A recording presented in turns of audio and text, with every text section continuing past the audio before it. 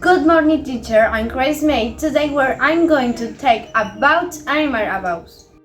Good morning. Today I'm talking about the animal abuse.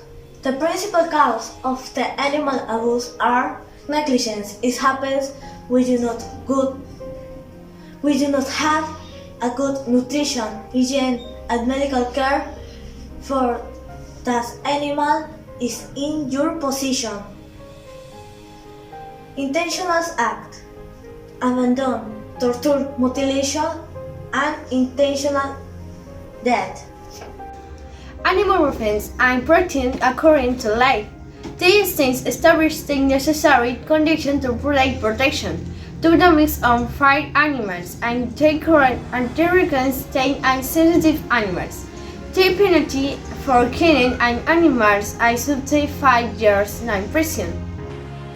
What to do avoid animal abuse? Be an example of kindness to other pets. Do not become a witness of abuse. Do what you can to prevent someone from mistreating an animal, but don't put yourself in danger.